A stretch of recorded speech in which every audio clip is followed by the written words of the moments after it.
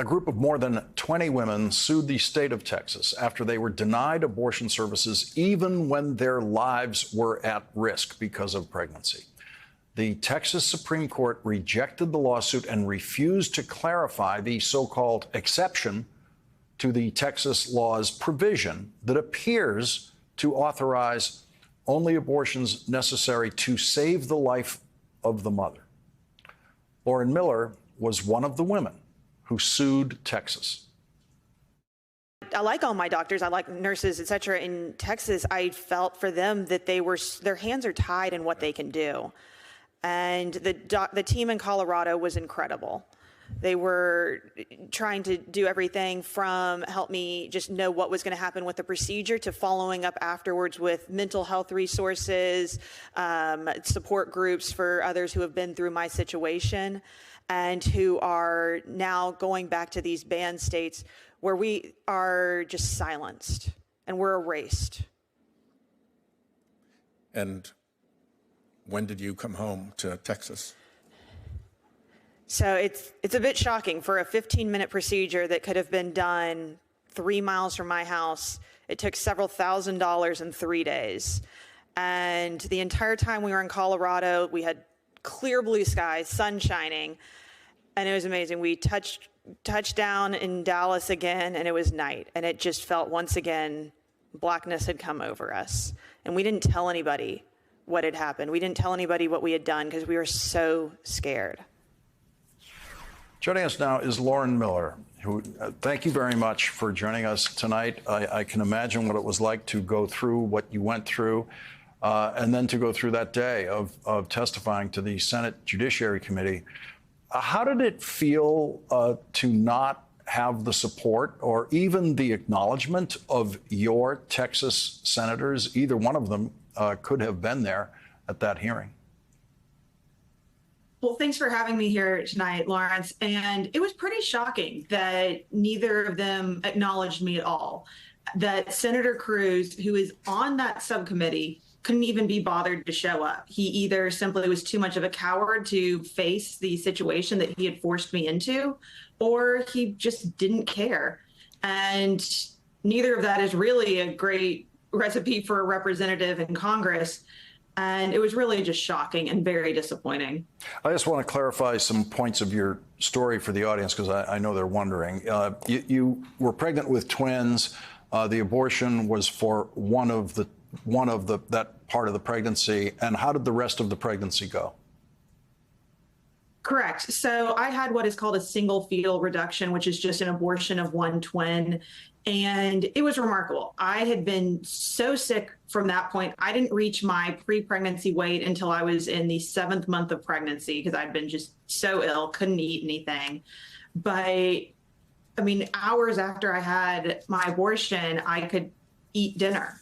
And the rest of the pregnancy was fortunately very unremarkable. It was very normal. And I had a happy, healthy son at the end of it.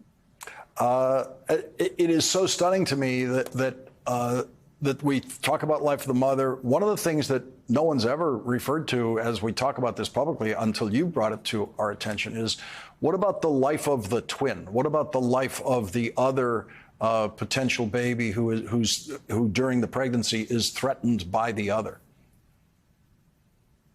Exactly. And there's a situation that had not been contemplated because, in a sense, it didn't really matter because the exceptions, I don't think, were ever intended to work. They were just there to be a lie that could be repeated often enough to be believable by virtue of repetition. And if anti-abortion politicians, judges, et cetera, continued to repeat it, then they could get people to vote against their best interest and for their own dehumanization. You know, from the start, after Roe was overturned, and after the states started enacting these laws, some of which with so-called exceptions, I have not referred to their exceptions because I simply refer to them as abortion bans when discussing them here, because you're going to have to prove to me that there are exceptions. You're going to have to prove to me that the exceptions actually work.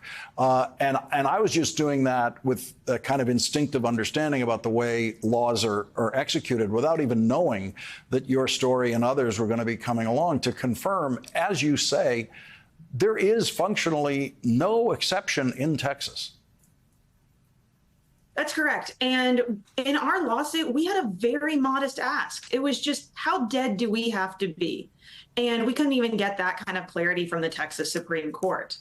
And I remember when I first read that ruling from them a few weeks back now, and I immediately had to go back and reread it because I felt I had missed something. And what I saw upon rereading it, what I had missed was us. We just weren't there. We had been completely erased. They didn't even refer to us as the plaintiffs. They referred to our lawyers instead, which is such an absurd situation. And that's the reality, is these exceptions are not supposed to exist. And if they could just erase us entirely, then they could try and distract from the fact that these exceptions aren't real. Are there support groups now in Texas trying to help women who financially on their own don't have the capacity to make it to Colorado or to make it to somewhere where they can get help? There are, and there's networks that are trying to help people to get out of state. The unfortunate reality is we shouldn't have to have any of these. We should not just go back to Roe, we should have national protection for abortion, because as cases like mine show, this is healthcare. And there are a lot of reasons to get an abortion. Everyone is fine, but there may be situations where it is really necessary. Regardless of what you want, it may be something that is necessary to save your life, or in a situation like mine, to protect a wanted pregnancy. Well, this goes to the stakes in the presidential election and in the congressional elections. Republicans say they want to enact a national abortion ban, similar to Texas. Democrats say they want to enact into law, basically restore Roe versus Wade through law. Yeah, the stakes of this election could not be higher. This is an election that is literally about our lives. This election is about the dehumanization of half of this country. And if Donald Trump, if these MAGA Republicans continue to have their way, there will be a national abortion ban. And there is no week where it's reasonable. I had my abortion at 15 weeks. If that proposed 15-week ban was in place, I would have had nowhere to turn. I would maybe not be here, but my son definitely would not be here. Lauren Miller, thank you very much for sharing this important story. Thank you for joining us tonight. Thank you for having me.